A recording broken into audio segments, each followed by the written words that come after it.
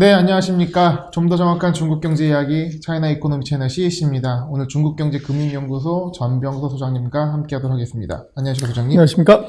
네, 저희가 신년 기획 특집 시리즈로 미중 경쟁 대액책 시리즈 진행하고 있는데요. 오늘은 그 6번째 시간으로 특히 이제 시진핑 주석이 이 다보스 포럼에서 연설한 내용이 굉장히 시장의 주목을 받고 있습니다. 이걸 통해서 중국의 속내를 확인해 볼 수가 있다고요.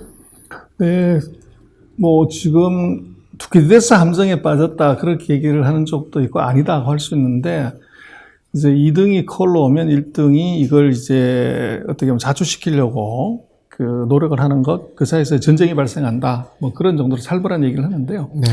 지금 그 바이든 정부가 출범을 했지만 아직 바이든 정부는 구체적으로 뭘 하겠다는 얘기를 아직 하지 않고 있습니다. 네. 그런데 그 새를 틈타서 시진핑 주석이 이제 정식으로는 5월 달에 열리는 다보스 포럼이지만 이번에 이제 사전회의에서 그 연설을 합니다. 그래서 25일부터 29일까지인데 어제 바로 연설을 했었죠. 그래서 화상으로 이제 얘기를 했었습니다. 그래서 놓고 보면 시진핑의 메시지가 뭐였냐고 그러면 제가 볼 때는 미국이 해야 될 얘기를 이 중국이 다 해버리는, 그래서 미국이 보면 완전히 이제 김새는 네. 그런 얘기를 한 것 같아요. 그래서 그러니까 반장처럼, 그러니까 반장이 지금 없는 상황에서 내가 반장인 것처럼 진행을 한 거네요. 그렇죠. 네. 그래서 얘기는 두 가지입니다. 아주 우아하게 했는데 그 연설의 제목도 보면 다자주의 횃불로 인류의 미래의 길을 밝히자. 네. 이게 이제 연설의 제목이에요. 네. 근데 안을 내용을 들어본 두 가지인데, 하나가 다자주의, 지금 바이든이 계속 얘기하는 이제 이 다자주의죠. 일방주의가 아니고. 그리고 또 하나가 이제 인류 운명 공동체. 이 얘기를 했어요. 이거는 누가 봐도 세계 패권국인 미국이 할 얘기지. 이제 코로나19를 발병시킨 중국이 할 얘기는 사실은 아닌데, 이제 바이든이 안 왔으니까 트럼프가 이제 그 시진핑이 얘기를 한 거죠. 그리고 재미난 것은 역대로 이제 이 다보스 포럼에는 이 중국은 리커창 총리를 보냈지 시진핑이 안 갔어요. 안 간 이유는 이제 트럼프 대통령이 와가지고 자꾸 얘기를 하기 때문에 이제 충돌이 일어날까봐 안 간 것 같아요. 네. 그리고 이번 같은 경우는 이제 바이든 같은 경우는 트럼프 대통령이 계속 갔으니까 차별하게 안 갔을 수도 있고 또 이제 아직 업무가 파악이 안 돼서 네. 더 긴급한 일이 있었는데, 어쨌거나 하여간 미국이 없는, 이제 호랑이 없는 이제 굴에 이 중국이 자기 하고 싶은 얘기를 다 했다. 그래서 이제 다자주의도 안을 놓고 보면 아주 우아한 얘기였습니다. 전염병 예방, 통제, 이런 거 잘해야 되고, 네. 그래서 세계 경제를 빨리 회복시켜야 된다. 그리고 이제 재미난 얘기는 각 나라는 역사, 문화, 사회가 이게 나름대로 다르기 때문에 상위하고 열등의 구분이 없다. 이제 이건 이제 1등 하는 나라하고 2등 하는 나라하고 이제 별 차이 없다는 얘기고. 네. 그리고 선진국 개도국의 개발 격차를 극복하고 공동 번영해야 된다. 네. 그리고 코로나나 기후변화 같은 것은 글로벌한 문제이기 때문에 글로벌한 행동, 대응, 협력이 필요하다. 네. 이게 이제 다자주의다. 이걸 이제 얘기를 했고, 인류 운명 공동체 얘기를 해요. 네. 그래서 이런 다자주의를 잘 유지하고 하려면은 결국은 인류가 서로 공유하는 공동체를 만들어야 된다. 네. 그래서 첫 번째가 이 폐쇄적이고 배타적인 행동을 하면 안 된다. 그래서 자기 마음대로 하면 안 된다는 거죠. 이게 다 좋은 말이긴 한데. 그래서 이제 미국을 겨냥해서 한 거죠. 묘하게 중국에게 유리한 느낌으로 말한 것 같습니다. 그렇습니다. 예. 그리고 국제법의 원칙을 준수해야 된다. 네. 그래서 WTO, 우린 예를 들면 이제 빠져버릴래? WHO 필요 없어. 이런 이제 트럼프 대통령의 국제 질서 기구들의 이제 탈퇴 또는 무시, 이걸 겨냥해서 이제 얘기를 한 거고, 그 다음에 이제 세 번째가 재미난 게 다른 나라의 내정에 간섭하지 않고 차이를 존중하고 협의와 대화를 통해서 차이를 해결한다. PT 화면을 좀 연결해 주세요. 네. 그리고 이제 그 강범위한 협의를 통해서 글로벌 거버넌스를 이제 시스템 구축해야 된다. 이게 이제 기후변화라든지 WHO라든지 이런 걸 통해서 하자 이거예요. 네. 그리고 이제 중국은 그럼 과연 뭘 할 거냐 하는 얘기를 이제 네 가지를 합니다. 그래서 이게 이제 결국은 중국이 미국한테 내는 화해 메시지일 수도 있고, 네.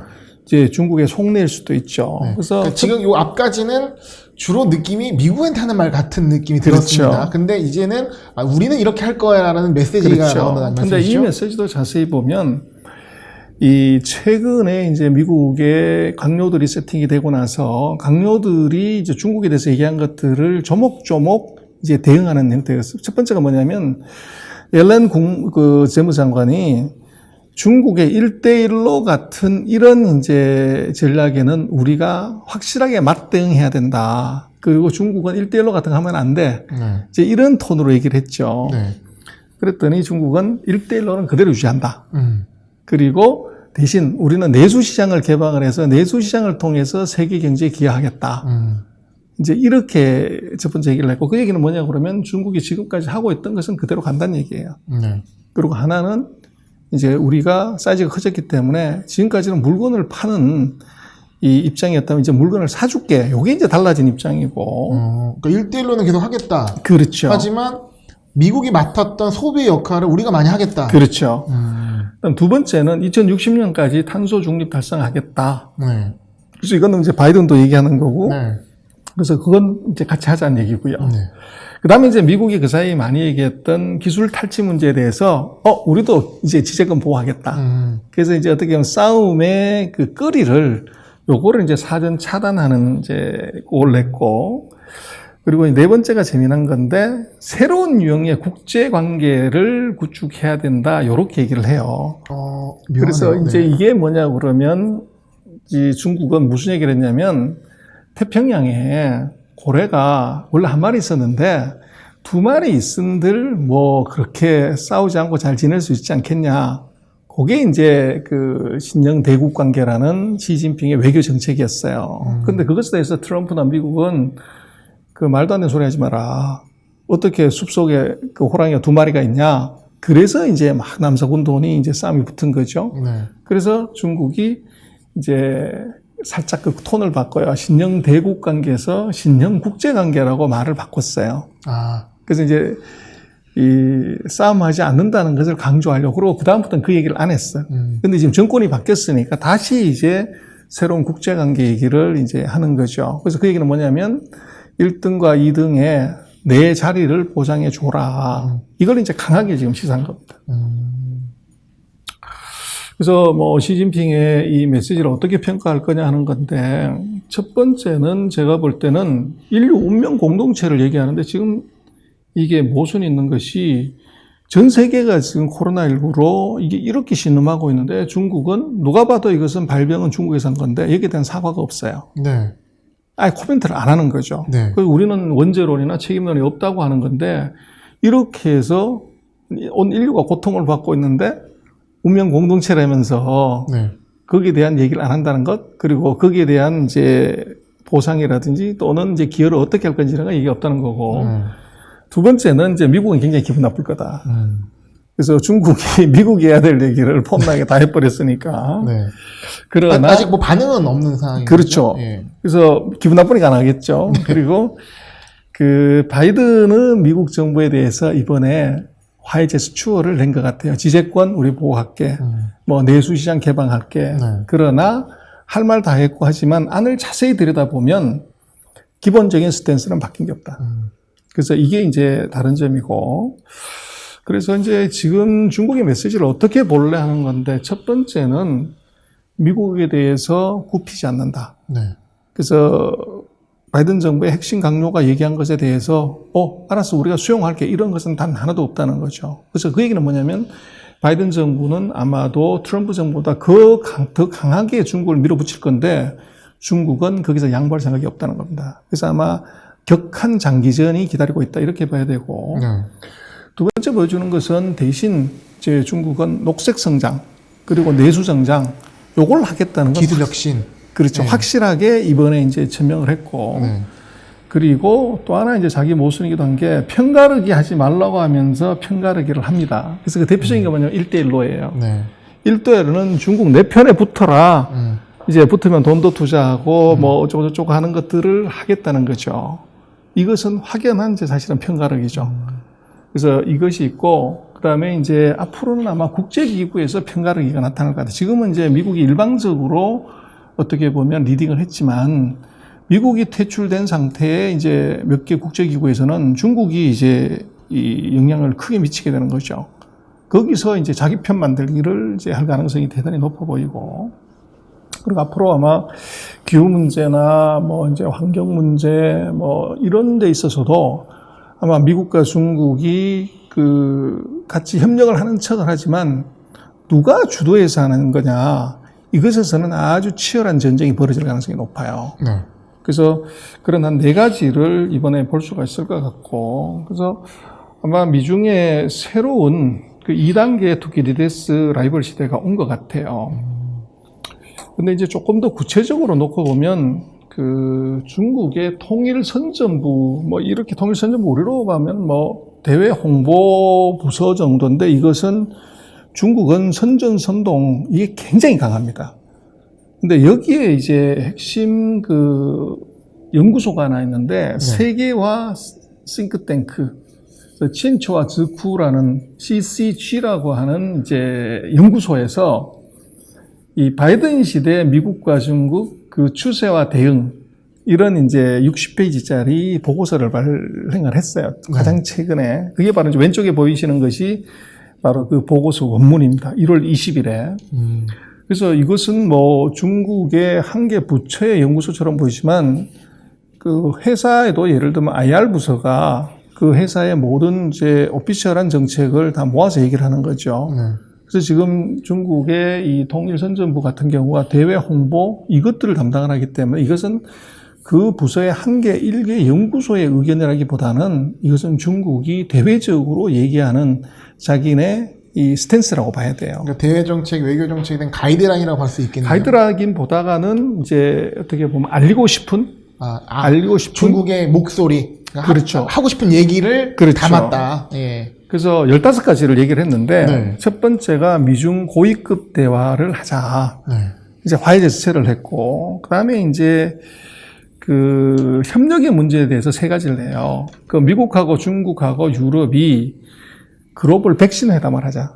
그래서 지금 백신이 문제가 되는데, 지금 중국은 백신을 가장 빨리 개발했고, 한 900만 명 이상의 접종에 이제 안정선도 있고, 그래서 이걸 무기로 이제 유럽이나 미국하고 뭔가 협상을 하려고 하는 전략이 있고, 그리고 또 하나는 지금 G7끼리 하는데 앞으로 G10을 만들자. G10은 중국, 러시아, 인도.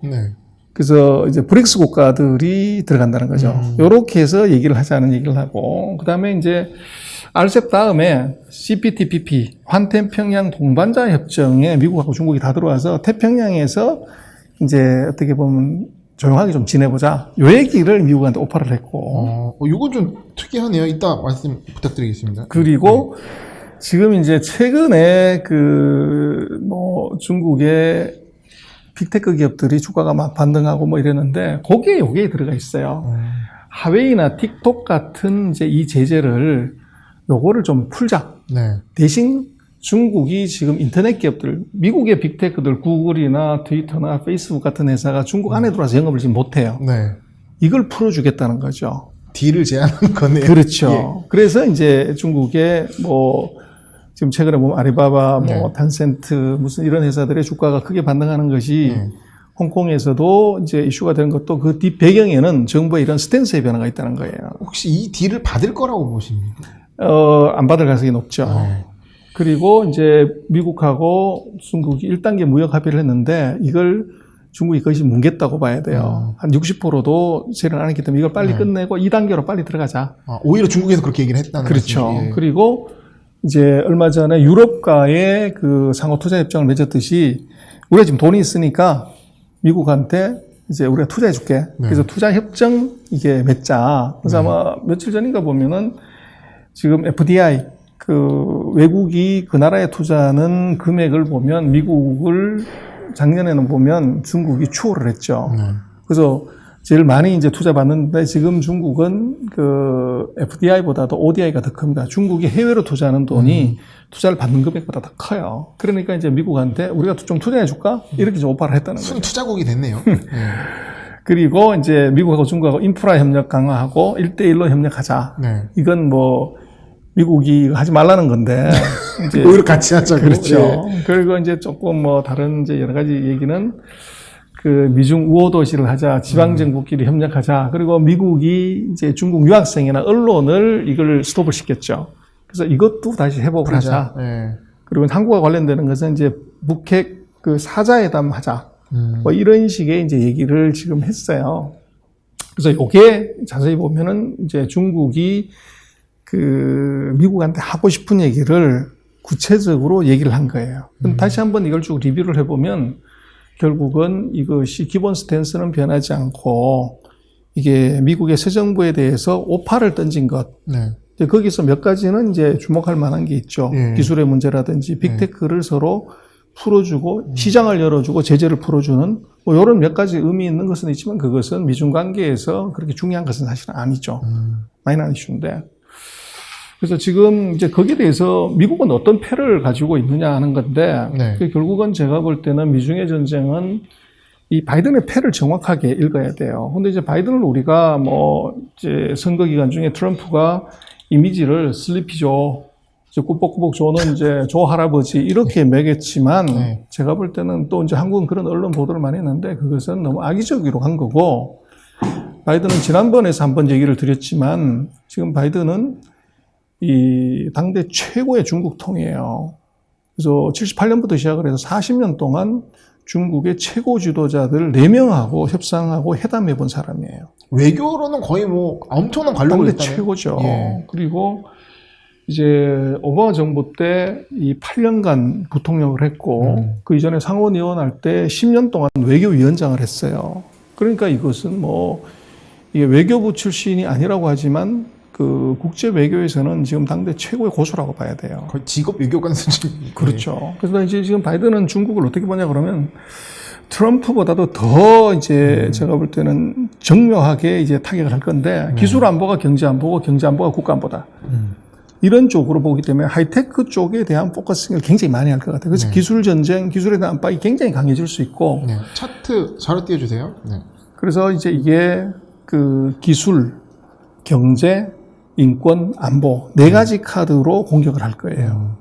그래서 트럼프는 이제 기술 문제 꺼냈다가 그냥 흐지부지 끝났고, 그래서 아마도 이제 새로 시작이 된 맨 번째 지적권 문제, 그다음 두 번째는 공정무역, 그리고 항상 이제 중국이 이제 핀셋 몰리는 그 티벳 문제라든지 이 신장, 홍콩 인권 문제 이거 들고 나오면은 이제 중국이 굉장히 곤혹스럽죠. 그리고 이제 세게 붙으면 남사군도 하고 대만에서 이게 무력 충돌이나 이제 군사적 긴장까지도 끌고 갈 수 있는 것이 바이든의 카드처럼 보여져요. 인권이나 영토 문제. 그렇죠. 예. 그래서 뭐 최근에 이제 놓고 보면 그 그레이엄 앨리슨 교수라고 투키디데스 함정 얘기도 하고 뭐 이제 전쟁 난다고 하는 이제 하버드대 교수 얘기가 바이든의 대중국 접근 방법은 5R이다. 그래서 먼저 그 리스토레이션, 회복. 그래서 트럼프가 개판 쳐놓은 외교적인 관행을 다시 정상으로 돌린다. 두 번째는 이제 트럼프가 얘기했던 아메리카 퍼스트. 근데 아메리카 퍼스트 나중에 봤더니 아메리카 퍼스트가 아메리카 언론만 된 거죠. 혼자 외로워졌는데 이걸 다 뒤집을 거다. 리버셜 할 거고. 그리고 이제 국익 측면에서 트럼프가 마구 저질렀던 이제 아무 생각 없이 마구 막아놨던 것 중에서 미국이 피해를 보는 거 있단 말이에요. 그거를 다시 리뷰한다. 그리고 이제 중국에 대해서도 이게 단순히 죽여야 될 넘버 2가 아니라 이것을 어떻게 협력하면서 죽일 건지 그 인식의 전환이 사실은 필요하다고요.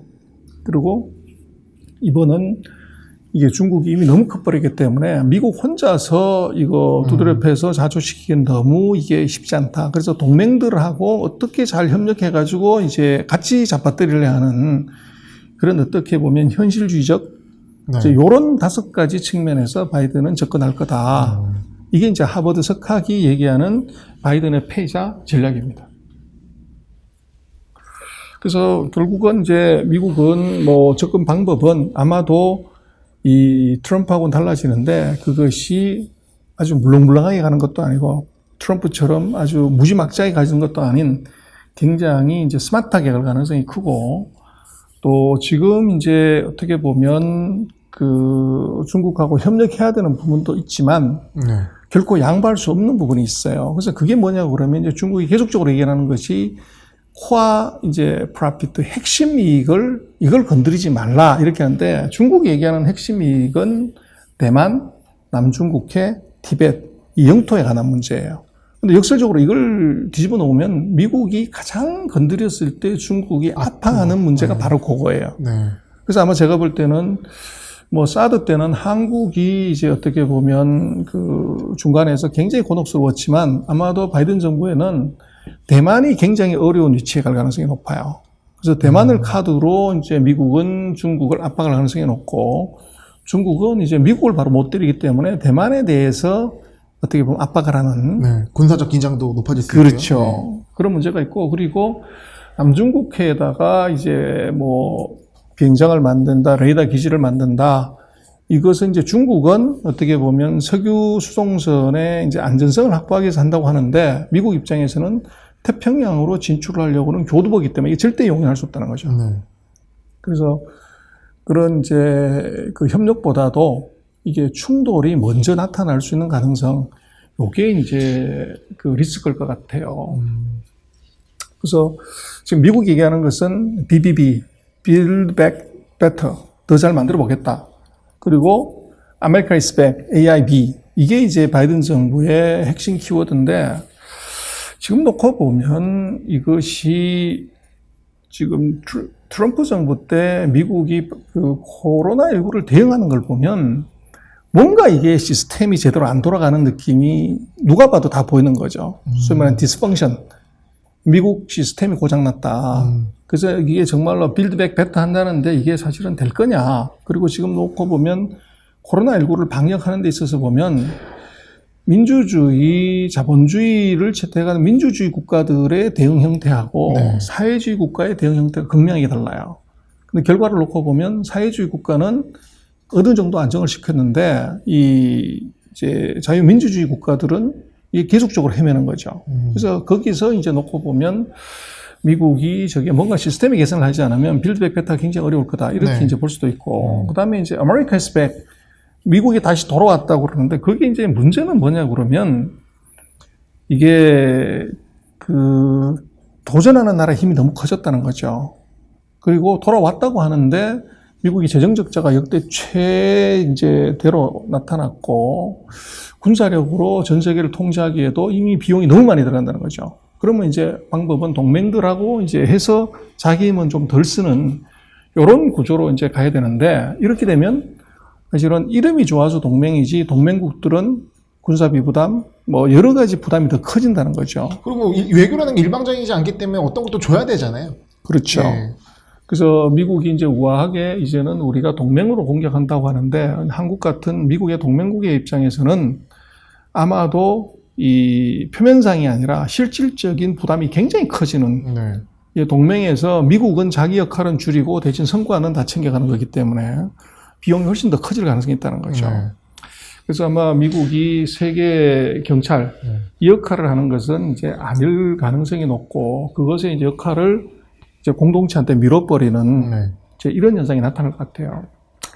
그래서 앞으로 이제 뭐 봐야 되겠지만 이 10년이 이게 정말로 미중이 물고 물리는 피 터지는 10년이 될 가능성이 높은데 그래서 지금 뭐 코로나19 이후에 지금 세상에 중요한 것이 결국은 이게 누가 이게 리더십을 잡냐가는 것이 첫 번째는 국제질서 회복인 것 같아요. 네. WHO부터 시작을 해가지고 이걸 다시 리커버를 한다고 했을 때 미국은 이미 한번 손 뺐다 넣었기 때문에 입지가 굉장히 약해지는 거죠. 예. 근데 중국은 계속적으로 유지해야 된다. WHO도 마찬가지고.